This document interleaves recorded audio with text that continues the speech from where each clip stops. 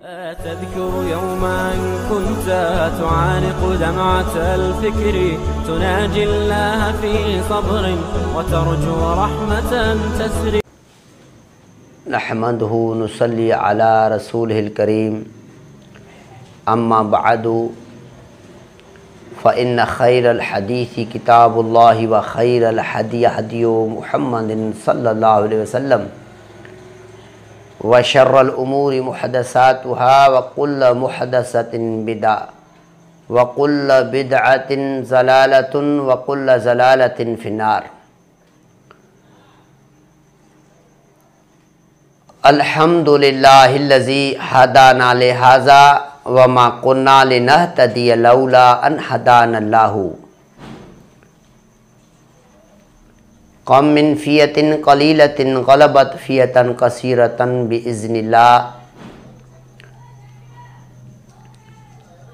إن الله وملائكته يصلون على النبي يا أيها الذين آمنوا صلوا عليه وسلموا تسليما. اللهم صل على محمد وعلى آل محمد كما صليت على إبراهيم وعلى آل إبراهيم إنك حميد مجيد. اللهم بارك على محمد وعلى آل محمد كما باركت على إبراهيم وعلى آل إبراهيم إنك حميد مجيد. سب تعریفیں اللہ رب العالمین کے لیے ہیں جو تمام جہانوں کا رب ہے، اور ہمارے اس پروگرام کا جو موضوع ہے وہ اللہ رب العالمین کی الوہیت کے بارے میں ہے کہ اللہ رب العالمین ہمارا رب ہے تو ہم اسی کی عبادت کریں جس نے ہمیں پیدا کیا.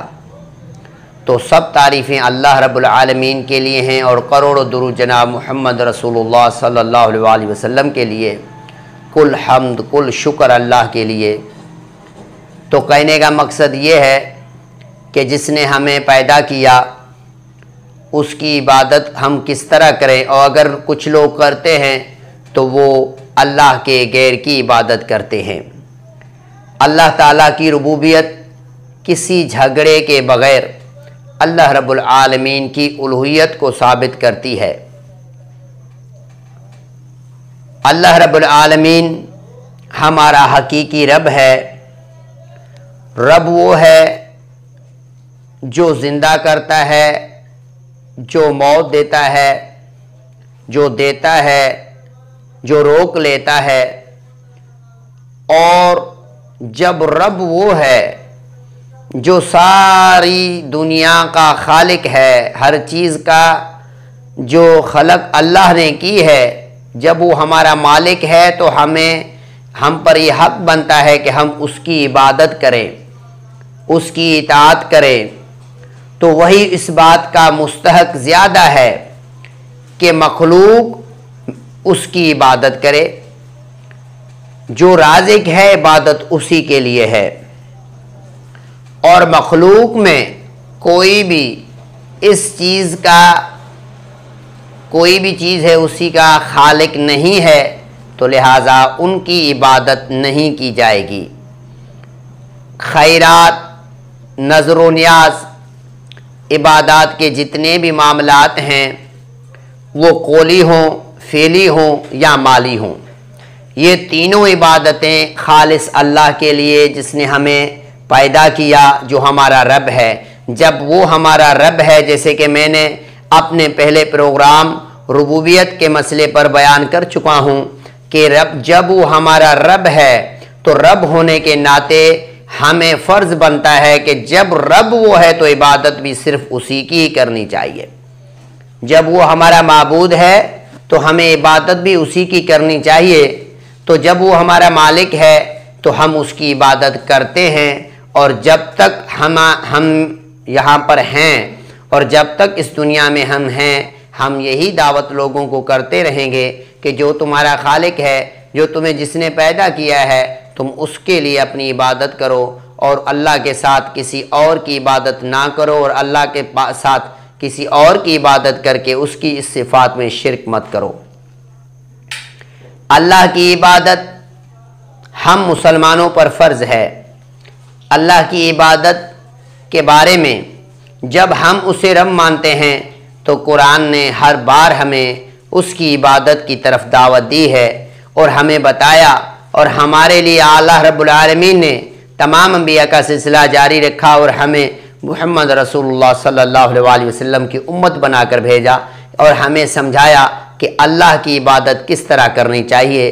تمہارا رب تم سے کیا طلب کرتا ہے، کیا تم سے چاہتا ہے، وہ کیسی عبادت ہے جو تم کسی اور کے لیے کرو اور پھر بھی مسلمان۔ تو کوئی بھی عبادت کے جتنے بھی حصے ہیں، جتنی بھی عبادت ہے، وہ چاہے وہ مالی ہو، وہ قولی ہو، فعلی ہو، کوئی بھی عبادت ہے، عبادت کے 3 اقسام ہیں، مالی، فعلی، قولی۔ یہ جتنی بھی اقسام، تینوں اقساموں میں کوئی بھی ایک بھی قسم کسی اللہ کے غیر کے لیے جائز نہیں۔ تو میرے بھائیو، بات یہ ہے کہ جو ہمارا رب ہے، جیسے کہ میں نے پہلے اپنے ایک خطبے میں بیان کر چکا ہوں توحید ربوبیت پر، تو جب وہ ہمارا رب ہے تو عبادت بھی اسی کے لیے ہونی چاہیے، کسی اور کے لیے نہیں ہونی چاہیے۔ تو ہمارے معاشرے میں بہت ایسے لوگ ہیں بیچارے جن کو اللہ کی عبادت کرنا نہیں آتی، وہ عبادت تو کرنا چاہتے ہیں، مگر کچھ لوگ، کچھ مولوی، کچھ جو ہے ایسے جو رہبان ہیں، جو درویش ہیں، جن کی وہ عبادت کرتے ہیں اور وہ خوشی سے اس کی عبادت کو طلب کر رہے ہیں کہ ہاں بھائی بھلی کرو، تو ان لوگوں کو ہم بتانا چاہتے ہیں کہ آپ کسی کی بھی عبادت نہ کرو، کیونکہ مخلوق میں کوئی بھی عبادت کے لائق نہیں سوائے اللہ کے۔ جب وہ ہمارا رب ہے، جب وہ ہمارا رازق ہے، جب وہ ہمارا خالق ہے، جس نے ہمیں پیدا کیا ہے، تو عبادت بھی اسی کی۔ جب مالک وہ ہے تو عبادت کسی اور کے لیے کیوں کریں؟ جب سب چیزیں اس نے پیدا کی ہیں تو عبادت بھی وہی کی، اسی کی ہی بنتی ہے، کسی اور کی نہیں۔ تو اس کے بارے میں اللہ رب العالمین نے قرآن مجید کے اندر بہت سارے ایسے مثال بیان کیے ہیں تاکہ عقل والے انسان اس سے نصیحت حاصل کریں اور اللہ کی عبادت کریں۔ تو کہنے کا مقصد ہے اللہ تبارک و تعالی نے قرآن مجید کے اندر ارشاد فرمایا، شہد اللہ انہ لا الہ الا هو والملائکۃ واولو العلم قائما بالقسط لا الہ الا هو العزیز الحکیم۔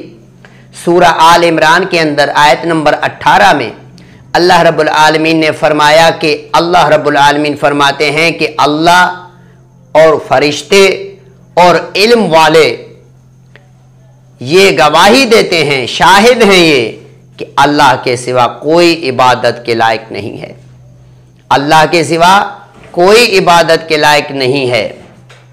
اور آگے اللہ رب العالمین نے فرمایا وَأُولُو الْعِلْمِ قَائِمٌ بِالْقِسْطِ، اور آگے اللہ نے فرمایا کہ اللہ رب العالمین وہ انصاف پر قائم ہے، یعنی اللہ رب العالمین انصاف پر قائم ہے۔ لا الہ، کوئی الہ نہیں، الا هو العزیز الحکیم، اس اللہ کے جو حکمت والا ہے، غالب ہے، اس اللہ کے سوا کوئی بھی عبادت کے لائق نہیں ہے جو غالب ہے اور حکمت والا ہے۔ اور اللہ رب العالمین نے فرمایا شہد اللہ انہ لا الہ الا هو والملائکۃ واولو العلم قائما بالقسط لا الہ الا هو العزیز الحکیم۔ اللہ گواہی دیتا ہے کہ اللہ کے سوا کوئی معبود نہیں ہے، علم والے فرشتے گواہی دیتے ہیں کہ اللہ کے سوا کوئی عبادت کے لائق نہیں ہے، علم والے گواہی دیتے ہیں کہ اللہ کے سوا کوئی عبادت کے لائق نہیں ہے، قائما بالقسط، وہ انصاف، یعنی اللہ انصاف پر قائم ہے، وہ اللہ یعنی انصاف پر قائم ہے۔ تو کہنے کا مقصد یہ ہے کہ آگے اللہ نے فرمایا لا الہ الا هو العزیز الحکیم، اس کے سوا کوئی معبود نہیں ہے، وہ غالب ہے، حکمت والا ہے۔ تو بھائیو بات یہ ہے کہ اللہ رب العالمین نے اس قرآن کی آیت کے اندر سورہ آل عمران کی آیت نمبر 18 میں اس کے اندر اللہ رب العالمین نے اہل علم کا ذکر اپنے فرشتوں کے ساتھ کیا۔ اللہ رب العالمین نے اپنے فرشتوں کے ساتھ اہل علم کا ذکر کیا۔ اس اہل علم سے مراد کون لوگ ہیں؟ اس اہل علم سے مراد قرآن اور سنت کے عالم ہیں، جو اللہ رب العالمین کی عبادت کرتے ہیں، جب وہ اللہ کی عبادت کرتے ہیں تو اللہ رب العالمین نے ان کا ذکر فرشتوں کے ساتھ کیا کہ فرشتے بھی گواہی دیتے ہیں، والملائکۃ واولو العلم قائما بالقسط، فرشتے اور اہل علم والے اس بات کی گواہی دیتے ہیں کہ اللہ کے سوا کوئی معبود نہیں ہے۔ تو اس سے قرآن اور سنت کے علماء کی بڑی فضیلت نکلی۔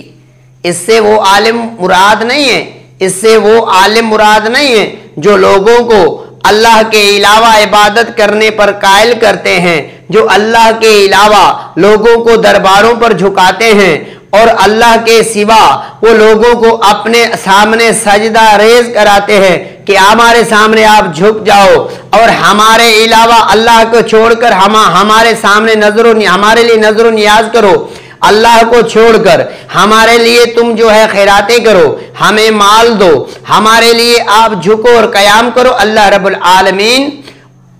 العالمین نے ایسے علماء کا ذکر نہیں کیا بھائیو، مگر اللہ رب العالمین نے ان اہل علم کا ذکر کیا جو قرآن اور سنت کے عالم ہیں۔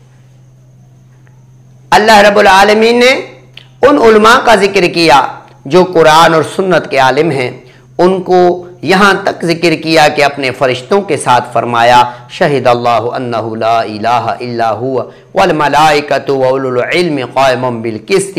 اللہ رب العالمین نے ان کا ذکر اپنے فرشتوں کے ساتھ کیا۔